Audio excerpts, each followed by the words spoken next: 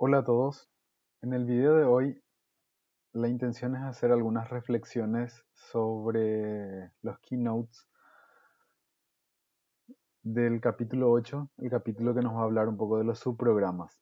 Siguiendo el hilo conductor de nuestra última clase presencial, habíamos hablado de esa pseudoecuación que nos planteó Wirth en la década del 70 ya con su libro Algoritmos más estructuras de datos es igual a programas.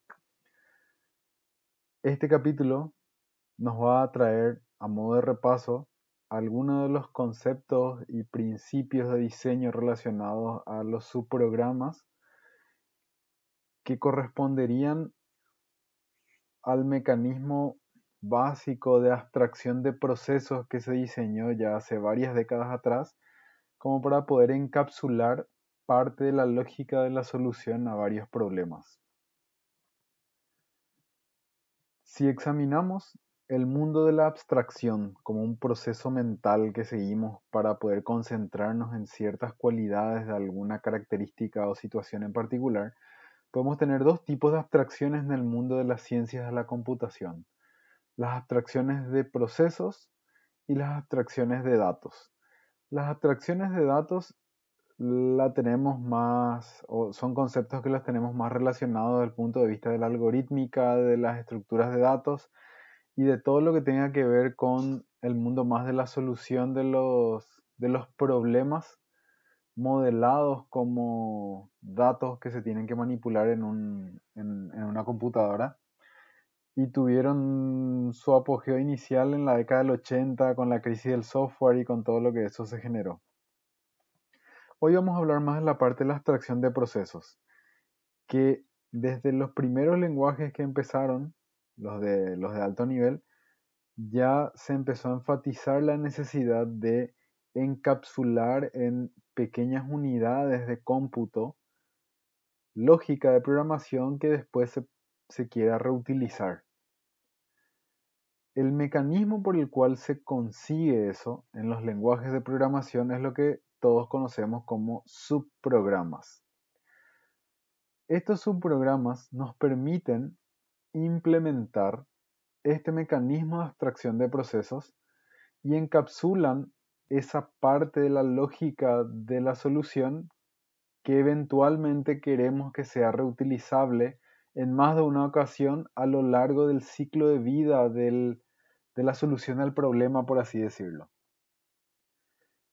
También, ustedes saben mejor que yo que existen dos tipos básicos de subprogramas que existen: un gran grupo de subprogramas que no retornan valor, a los que normalmente le conocíamos como procedimientos, y a los subprogramas que sí pueden retornar algún valor, que son los que le conocíamos como una función.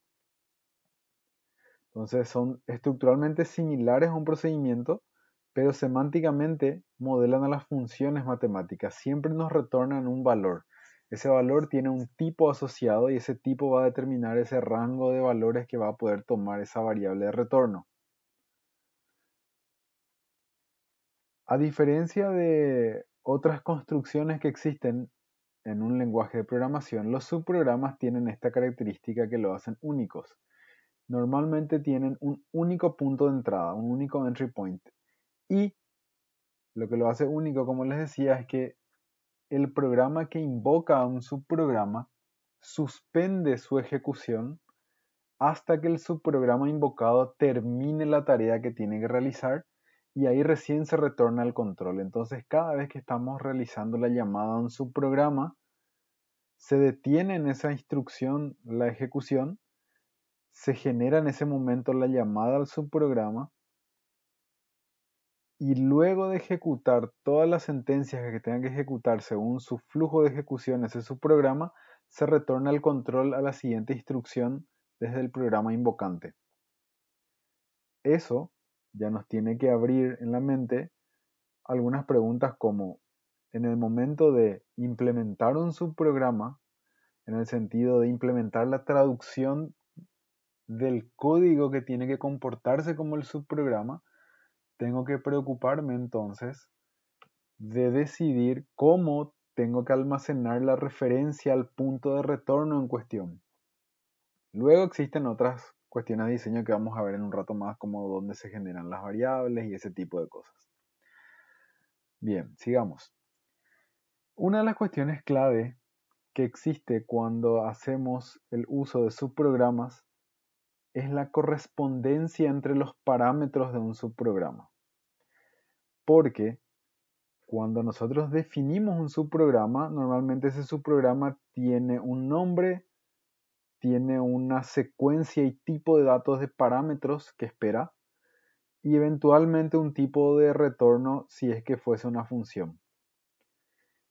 En todos los lugares donde yo quiera invocar o donde necesitemos invocar a ese subprograma, tenemos que pasarle los parámetros que espera como para que el subprograma pueda ejecutar su función. Esa correspondencia entre el parámetro que tiene en una llamada en particular el subprograma con el parámetro de la ejecución en particular es lo que estamos comentando en esta diapositiva. Cada uno de los parámetros que figuran en la declaración del subprograma se le conoce como los parámetros formales. Sin embargo, cada uno de los distintos valores posibles que pueda ir tomando cada una de las ejecuciones posibles que pueda tener el subprograma, que son infinitas, dependiendo simplemente de qué lugar se le quiere llamar y con qué parámetros queremos ejecutar, cada uno de esos parámetros que toma en un momento una ejecución determinada se le conoce como parámetros actuales. Entonces tiene que haber un mecanismo de correspondencia entre un parámetro actual con cada parámetro formal correspondiente. Y eso se puede ocurrir o puede suceder de dos maneras. Puede suceder por posición o puede suceder por palabra clave. Proposición es la forma habitual en la que solemos estar acostumbrados a utilizar en la mayoría de los lenguajes de programación. Quiere decir que el primer parámetro actual se va a corresponder con el primer parámetro formal, el segundo parámetro actual con el segundo parámetro formal y así sucesivamente. La correspondencia por keyword quiere decir que la correspondencia se va a dar por nombres. Eso implica que explícitamente tengo que dar el nombre del parámetro contra el cual quiero hacer la asociación del valor. La ventaja que tiene este segundo enfoque es que el orden de los parámetros puede estar en cualquier orden o inclusive pueden existir parámetros que sean opcionales. La desventaja principal es que tengo que saber de antemano el nombre de cada uno de los parámetros para poder hacer la asociación. Y eso, en un eventual caso de refactorización de código, podría generarme alguna dependencia, pues ante un cambio en el nombre de mi variable, de mi función, implicaría automáticamente que en todas las llamadas a esa función tengan que ser actualizadas también si estamos utilizando un paso de parámetros con una correspondencia basada en palabras clave. Otras cuestiones de diseño que emergen a la hora de hablar de los subprogramas tienen que ver con si las variables que se van a generar o que se pueden generar dentro del cuerpo de un subprograma van a ser variables que serán tratadas como variables estáticas dentro de la pila o van a ser directamente variables ya que puedan ser totalmente dinámicas y puedan ir a parar dentro del montículo. Otra cuestión de diseño importante es si el lenguaje de programación permitirá o no la definición de subprogramas anidados. Dentro de un subprograma, ¿puedo tener más de un subprograma a su vez? La mayoría de los lenguajes Pascal-like, por ejemplo, sí lo permiten. Los lenguajes tipo C-like no. Son cuestiones de diseño. Los métodos de paso de parámetros.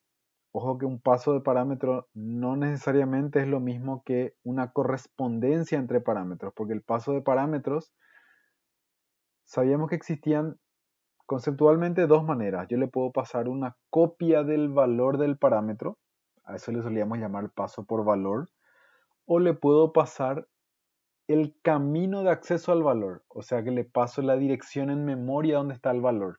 A eso normalmente le llamábamos el paso por referencia. Entonces el paso de parámetros puede ser por valor o por referencia y la correspondencia entre los valores actuales con los formales puede ser por posición o por palabra clave. Son conceptos que parecen similares, pero no son lo mismo. Una cuestión de diseño adicional que emerge es si el tipo de datos de los parámetros van o no a ser chequeados. Y eso está alineado a todo lo que estudiamos hace 2 capítulos atrás, cuando hablamos de todo lo que correspondía al sistema de tipos de un lenguaje de programación. Dentro de ese mundo entonces del chequeo de tipos, ya cae también todas las opciones derivadas de si chequeo el tipo, el lenguaje detecta que no es un tipo exactamente igual, pero sí es un tipo compatible, y puede haber una conversión de tipos que sea ampliante. ¿Existe coerción en esa llamada o no permito la coerción? Si no voy a permitir la coerción y voy a pedir al programador que se haga explícitamente cargo de esa situación, ¿voy a aceptar casting en el momento de la sentencia donde ocurre la llamada al subprograma o no? Es una cuestión de diseño. Y 2 temas adicionales no menos importantes, más todavía en los lenguajes más contemporáneos, donde cada vez se necesitan mucho más estas características, son cuestiones relacionadas a ¿permitiremos o no tener más de un subprograma con el mismo nombre pero distinta firma? O sea que ¿podremos sobrecargar subprogramas?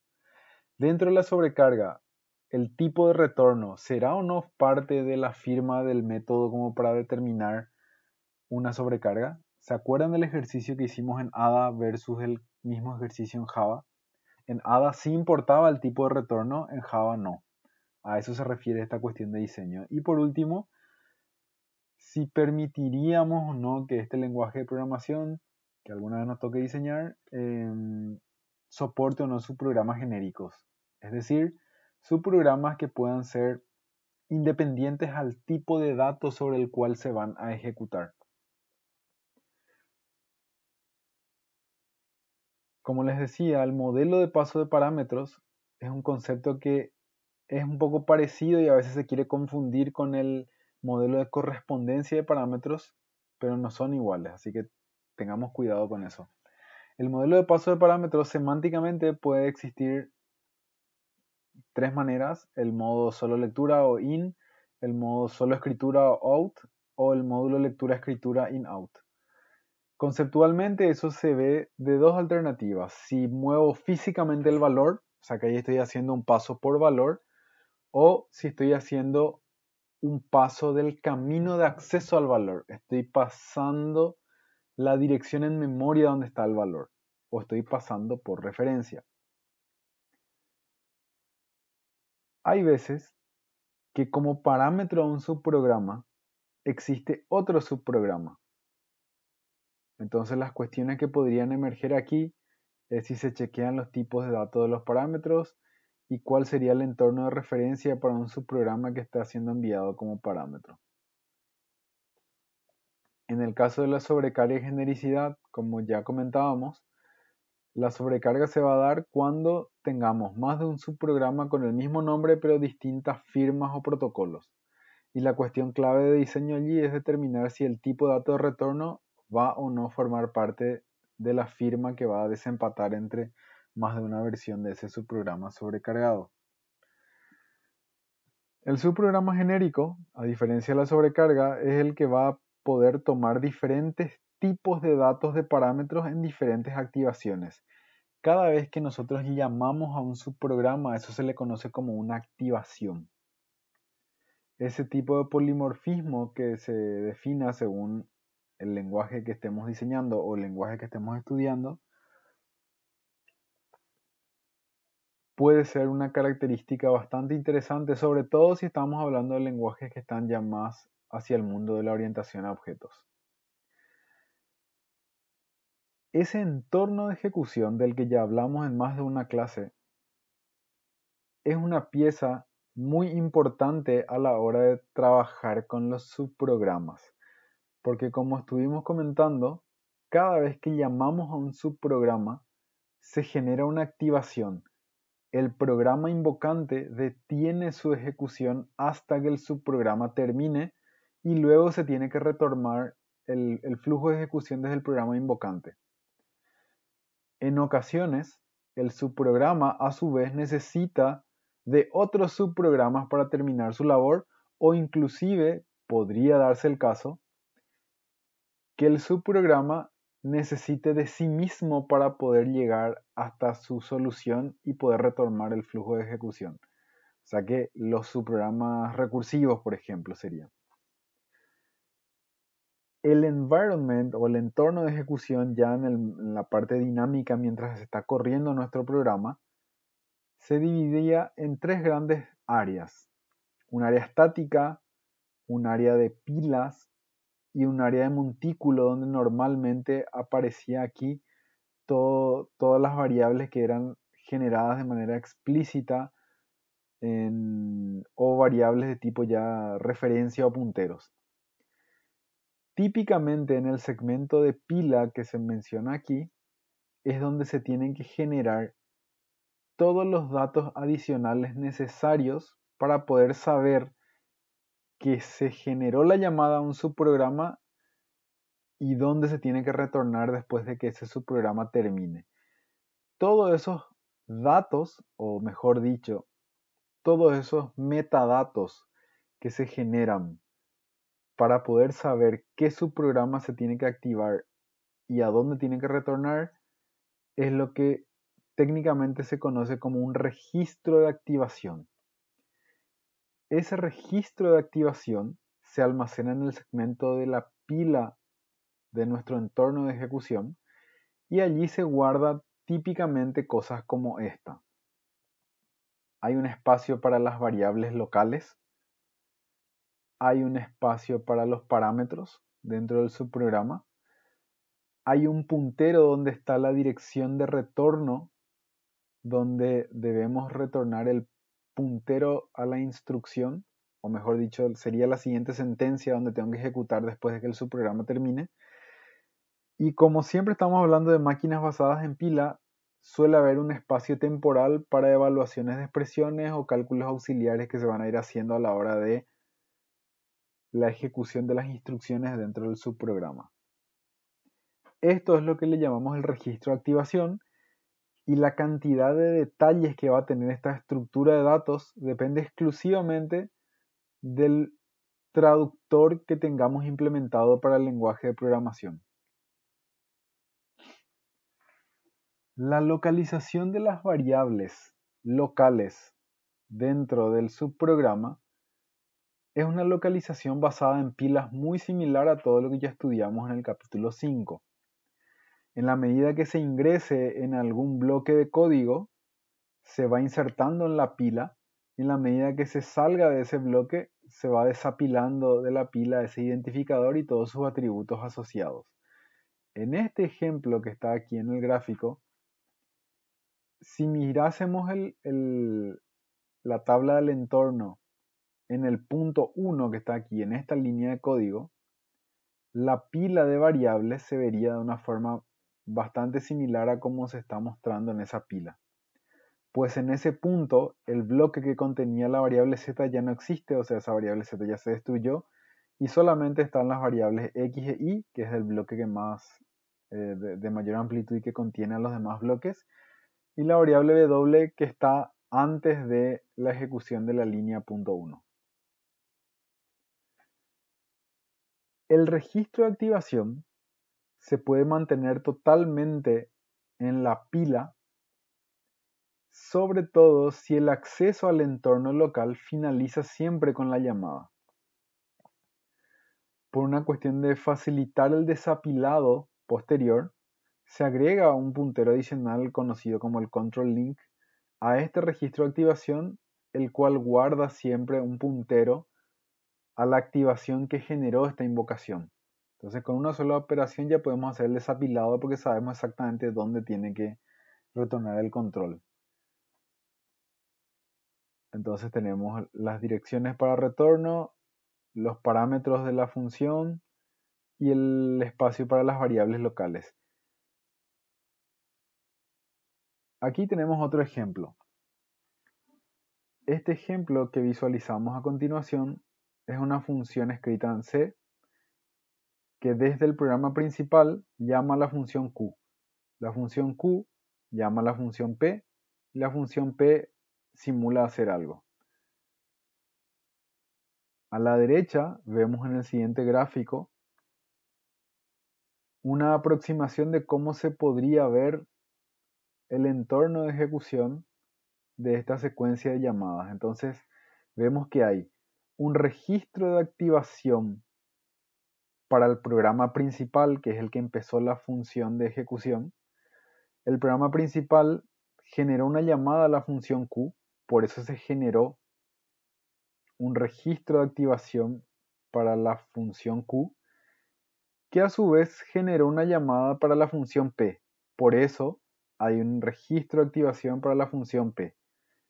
En este momento, mientras se esté ejecutando la función P, la pila de activaciones sería esta. La función P es la que está activa en ese momento, pero sabe que el que le invocó fue la función Q y que cuando termine de realizar sus acciones, ejecute todas sus sentencias, es la función Q la que debe retornar, la cual a su vez tiene un puntero que sabe que tiene que retornar a la función main una vez que termine su trabajo. Son 3 subprogramas que están generados. Hay un solo subprograma activo en este momento que es la función P. Cuando P termine sus instrucciones se va a destruir y va a ser Q la que quede activa, que cuando termine sus instrucciones se va a destruir y va a ser main la que quede como activa.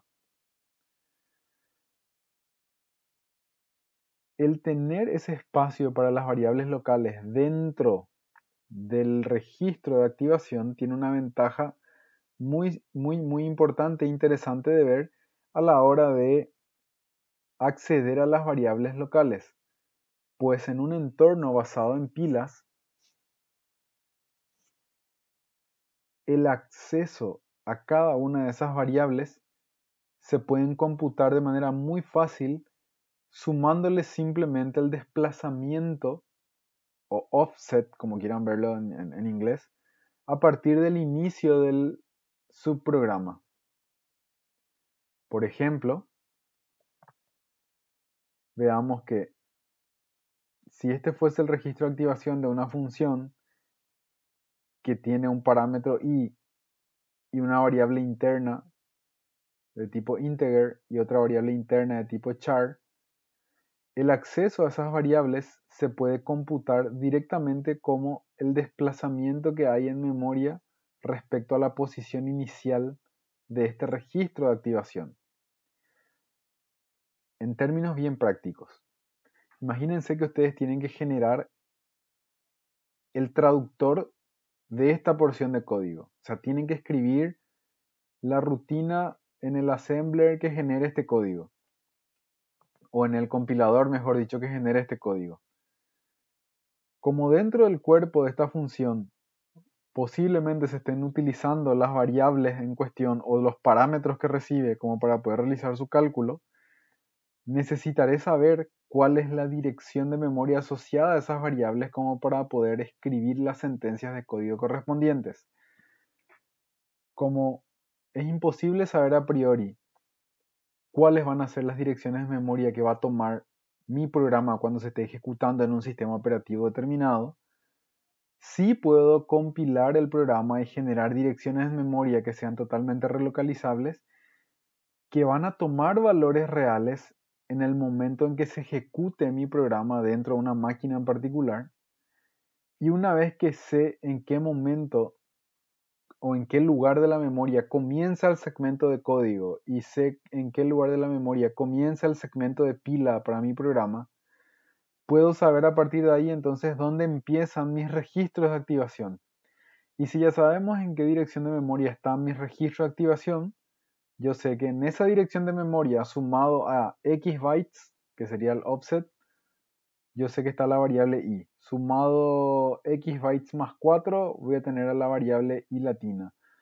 Sumado a esa dirección de memoria y 12 bytes, voy a tener a la variable char de tipo llamada c. Y así sucesivamente. A eso se refiere. Que en el momento que ya se esté ejecutando, yo ya sé la dirección de memoria donde comienza el registro de activación, sumando esa dirección al desplazamiento fijo que tendría según el tamaño de cada una de las variables, podemos saber con certeza en qué dirección de memoria va a estar cada una de esas variables. Y así, espero que estos comentarios hayan ayudado a aclarar un poco alguna de las diapositivas que se comentaron un poco en este capítulo. Y en caso que les haya surgido alguna duda sobre estos comentarios que estuvimos haciendo, no duden en escribirnos a Saúl o a mí en nuestras direcciones de correo electrónico. Gracias.